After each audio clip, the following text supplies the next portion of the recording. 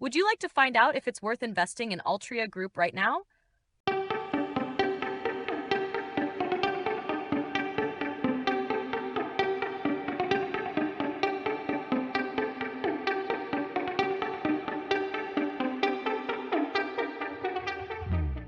Hi, everyone.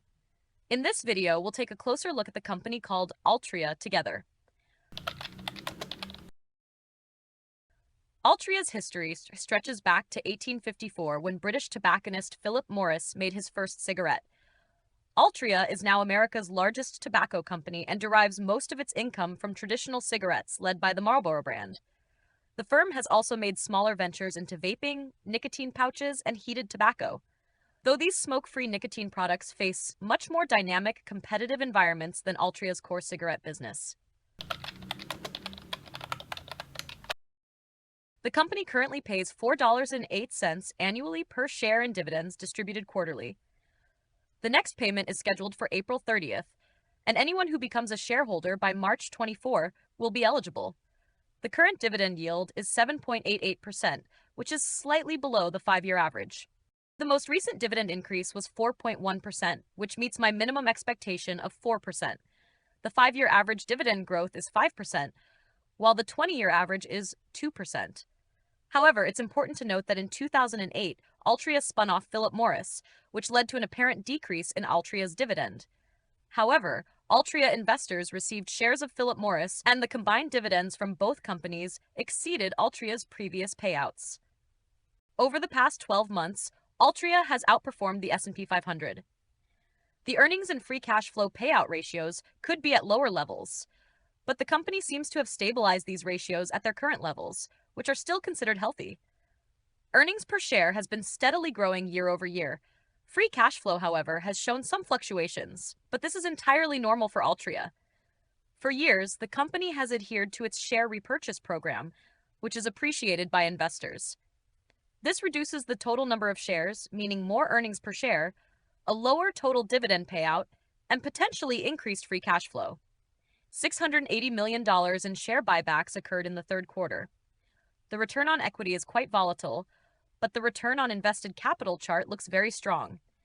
Investors can also be satisfied with the company's margins. Debt levels have remained very low for years, which is excellent news.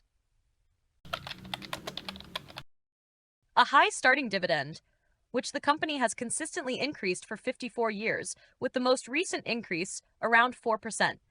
Based on various metrics, the company's finances appear healthy, so the dividend doesn't seem to be at significant risk.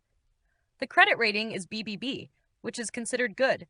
Based on this, it could be a good buy even at the current price for long-term, slightly more conservative investors. Disclaimer: this video does not constitute investment advice. Do not make decisions based solely on the content of this video. Always do your own research to determine whether a company aligns with your investment strategy and portfolio. Long-term strategies include reducing youth smoking, promoting smoke-free products, and modernization initiatives. Enjoy brand results. The Enjoy brand has seen growth in volume and increased customer satisfaction. In 2024, there has been significant growth in shipment volumes and market share. Investors will be eagerly watching for the performance of Altria in its upcoming earnings disclosure. The company's earnings report is set to be unveiled on January 30th, 2025. On that day, Altria is projected to report earnings of $1.27 per share, which would represent year-over-year growth of 7.63%. Meanwhile, the latest consensus estimate predicts the revenue to be $5.05 billion, indicating a 0.51% increase compared to the same quarter of the previous year. Thank you for watching this analysis of Altria here on Financial Freedom. Would you like to know why Pepsi's stock price dropped by 10% in 2024? Then stay with me until the end of the video, and we'll find out together. Hi, everyone! In today's video, we'll be taking a closer look at PepsiCo's stock. We'll review the company's third quarter 2024 report and discuss the expectations for the fourth quarter. That report is set to be released on February 4th, and it might just bring a turning point in the stock's movement. The first Pepsi soda was created in 1898 by a pharmacist in North Carolina, inspired by Coca-Cola's recent success. The drink quickly gained popularity, and in 1902, the Pepsi-Cola Company was officially incorporated. Today, PepsiCo is a global leader in various snack and beverage categories and boasts more than 20 brands that each generate over $1 billion in sales, including Fritos, Gatorade, Mountain Dew, Quaker, Lay's, Cheetos, Bubbly, Aquafina, and Rockstar. The company is currently available with a starting dividend yield of 3.63%, which is significantly higher than the 5-year average. The forward price-to-earnings ratio is at 17.8, compared to the 5-year average of 24. This level of decline was necessary for the company to reach the sector average. The stock price remains near its 52-week low.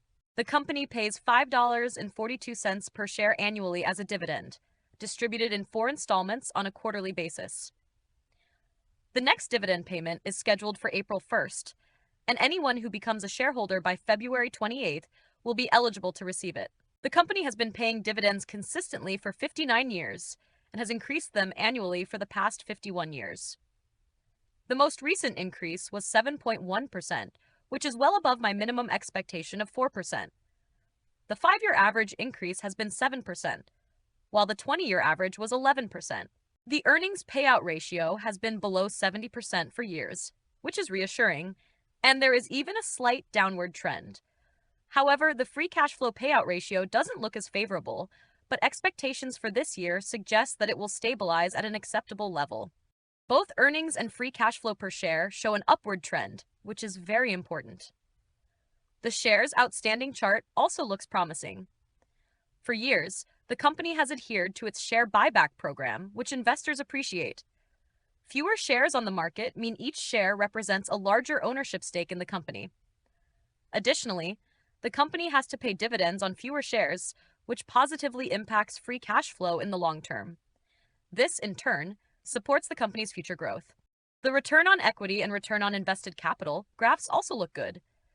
The operating and free cash flow margin show a more modest picture. The level of debt also seems fine. These graphs indicate a completely healthy situation.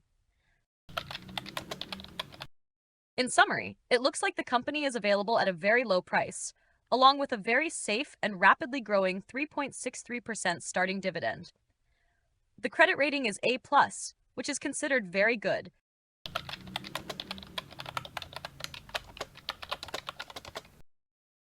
New tariffs and trade agreements.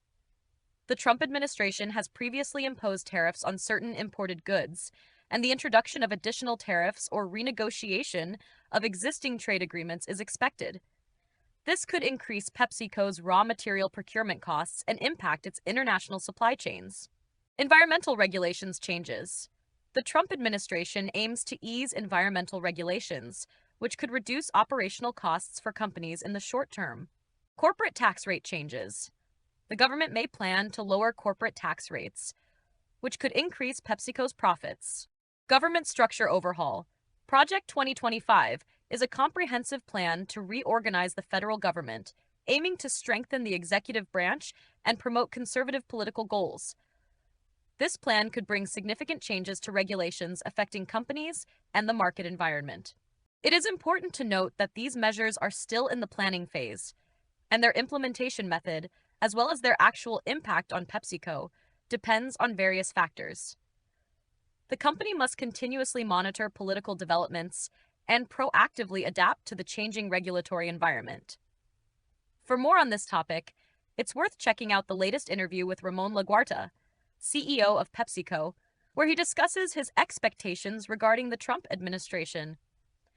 The video link will be in the comments section.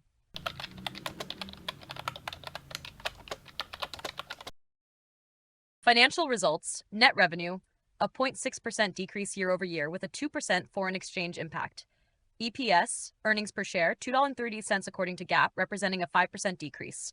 Organic revenue growth, a 1.3% increase on a non-GAAP basis. Base EPS, $2.31, a 5% increase on a constant currency basis. Key events. Demand declined in North American markets. Quaker Foods North America division experienced a 13% revenue drop due to product recalls. Geopolitical tensions and rising costs impacted international markets. Regional performance: Frito-Lay North America, slight revenue decline. Quaker Foods North America, significant decline due to product recalls. PepsiCo Beverages North America, stable revenue with a 1% increase in the organic segment. Europe, 7% revenue growth. Latin America, -5% according to GAAP, but 3% growth on an organic basis. 2024 forecast: organic revenue growth is expected to be low single digits, previously estimated around 4% growth. At least 8% growth is expected in base EPS. A $8.2 billion cash return to shareholders, dividends and share repurchases is planned. Other notes: inflation, foreign exchange impacts, and rising costs have put significant pressure on the company's performance. Management has focused on strict cost control and efficiency improvements to adapt to the challenging market environment. Thank you for watching today's PepsiCo stock analysis and our outlook for 2025.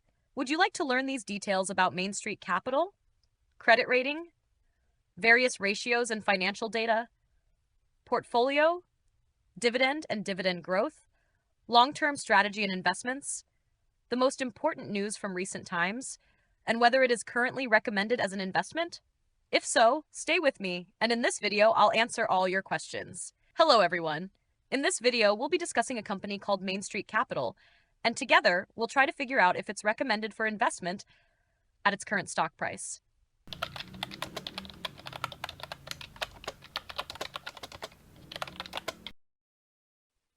Main Street Capital, founded in 2007, is a business development company that provides debt and equity financing to lower middle market companies across the United States. The company focuses on supporting small and mid-sized businesses by offering growth capital, acquisition financing, and recapitalization solutions. Main Street generates revenue primarily from interest income on loans and equity investments in its portfolio companies, which span various industries like logistics, technology, healthcare, and consumer services. It pays a $3 dividend every year, distributed monthly, with the next dividend payment on February 14th. Anyone who owns shares as of February 7th will be eligible for this payment. In addition, the company usually pays a special dividend quarterly, which is currently 30 cents per quarter. The starting dividend is currently 5%, which may seem high, but it is below the 5-year average. The price-to-earnings ratio is also higher than the 5-year average, as well as the sector average. Based on these factors, the company may appear slightly overvalued. Last year, it outperformed the S&P 500. The most recent dividend increase was 2%, and it has been around 4% over the past 5 and 10 years. The payout ratio remains within a healthy range year after year, and earnings per share is showing an upward trend. Return on equity and return on invested capital have both been in a healthy range for years. Debt levels may seem slightly high. In summary, the company appears to be slightly overvalued, but it still offers a 5% starting dividend yield, making it a potential long-term investment, especially for those who prefer companies with a high, seemingly secure dividend yield and who raise their dividends annually. Additionally, special dividends are a bonus. The credit rating is BBB-, which is considered good, and based on the data seen earlier, often seems reliable. Main Street Capital's investment objectives focus on the following: high cash yield from secured debt investments, dividend income, value appreciation, and periodic capital gains from equity investments. Investments are structured around 3 key goals: capital protection, high recurring income, significant capital gain potential. Through partnerships with businesses, management teams, and entrepreneurs, they provide highly customized financing solutions, including capital raising, buyouts, growth, and acquisition capital. Investments have low correlation to broader debt and equity markets, offering attractive risk-adjusted returns. Main Street Capital aims for long-term partnerships, resulting in a highly diversified and high-quality investment portfolio. Main Street Capital's portfolio is highly diversified across various sectors, which helps to reduce risk and increase stability. The company invests primarily in lower middle market companies across a wide range of industries, allowing them to benefit from the growth potential in different areas of the economy. Main Street Capital announces that during the fourth quarter of 2024, Main Street originated new or increased commitments in its private loan portfolio of $123.4 million and funded total investments across its private loan portfolio with a cost basis totaling $108.0 million. As of December 31st, 2024, Main Street's private loan portfolio included total investments at cost of approximately $2.0 billion across 91 unique borrowers. The private loan portfolio, as a percentage of cost, included 95.4% invested in first lien debt investments and 4.6% invested in equity investments or other securities. Thank you for watching. If you found this video helpful, don't forget to like, subscribe, and hit the notification bell so you never miss an update from Financial Freedom. We're building a community of investors who share knowledge and strive for financial independence together. Feel free to leave your thoughts and questions in the comments below. Let's continue the conversation.